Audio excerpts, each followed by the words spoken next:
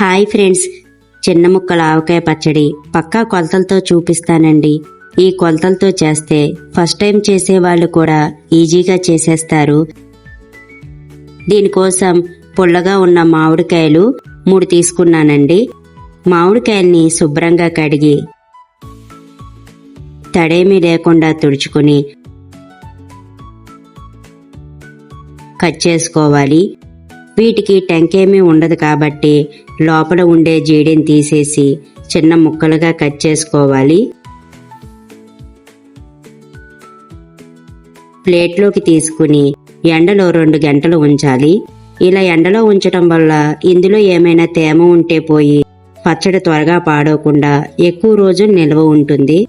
2 గంటలు ఎండలో ఉంచిన తర్వాత కొలత కోసం ఒక చిన్న గిన్నె గాని గ్లాస్ గాని తీసుకుని కొలుచుకోవాలి. ఇలా గిన్నె నిండుగా తీసుకోవాలండి. 4 గిన్నెలు మామిడికాయలు వచ్చాయండి. మిగిలిన ముక్కల్ని పక్కన పెట్టేస్తున్నాను. ఇప్పుడు ప్యాన్లోకి 2 స్పూన్ల మెంతులు వేసి మంచి రంగు వచ్చే వరకు వేయించాలి. ఇలా కలుపుతూ ఉంటే అన్నీ సమానంగా వేగుతాయండి. ఇలా వేగాక మిక్సీ జార్లోకి తీసుకుందాం. ఇప్పుడు స్టవ్ ఆఫ్ చేసి 4 స్పూన్ల ఆవాలు వేసుకోవాలి. వీటిని వేయించాల్సిన అవసరం లేదండి. ప్యాన్ వేడికే కొంచెం క్రిస్పీగా అవడానికి 2-3 నిమిషాలు కలుపుకోవాలి. మనం గ్రైండ్ చేస్తున్నప్పుడు సరిగ్గా గ్రైండ్ అవ్వటం కోసం కొంచెం సేపు ఎండలో అయినా పెట్టుకోవచ్చు, కానీ మంట మీద వేయించకూడదు. ఇలా 2-3 నిమిషాలు కలుపుకుంటే సరిపోతుంది.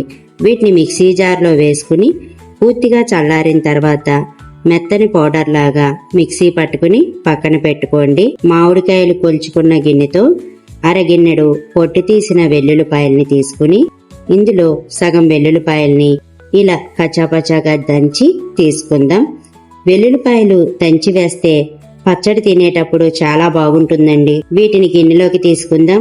మిగిలిన వెల్లుల్లిపాయల్ని దంచకుండా వేసేస్తాను. ఇప్పుడు మామిడికాయ ముక్కల్లోకి మామిడికాయలు కొలుచుకున్న గిన్నెతోనే అరగిన్నె కన్నా తక్కువగా గళ్ళుప్పు వేసుకోవాలి. 1 గిన్నెడు కారం వేసుకోండి. నేను 3 మ్యాంగో కారం వేస్తున్నానండి. మనం గ్రైండ్ చేసిన మెంతి పిండిని వేసుకుని మనం దంచుకున్న వెల్లుల్లిపాయల్ని దంచకుండా ఉన్న వెల్లుల్లిపాయల్ని వేసి 2.5 గిన్నెలు వేరుశనగ నూనె పోసుకుని మామిడికాయ ముక్కలకి ఉప్పు, కారం, మెంతి, పిండి, నూనె అన్నీ బాగా కలిసే వరకు బాగా కలుపుకుని తడేమీ లేని జాడీలో గాని బాక్స్లో గాని తీసుకుని 3 రోజులు ఊరనివ్వండి. 3 రోజుల తర్వాత మూత తీసి తడేమీ లేని గరిటతో ఒకసారి కలుపుకుందాం. చూడండి, 3 రోజులు ఊరితే పచ్చడి రుచి చాలా బాగుంటుందండి. ఒక బాక్స్లో గాని జాడీలో గాని తీసుకుని 5-6 రోజులు ఊరిన తర్వాత ఫ్రిడ్జ్లో పెట్టుకుంటే 3 నెలలు నిల్వ ఉంటుందండి. బయటైతే 15 రోజులు నిల్వ ఉంటుంది. ఈ చిన్న ముక్కల ఆవకాయ పచ్చడి టిఫిన్, రైస్లోకి దేంట్లో తిన్నా గానీ టేస్ట్ చాలా బాగుంటుందండి. Thanks for watching.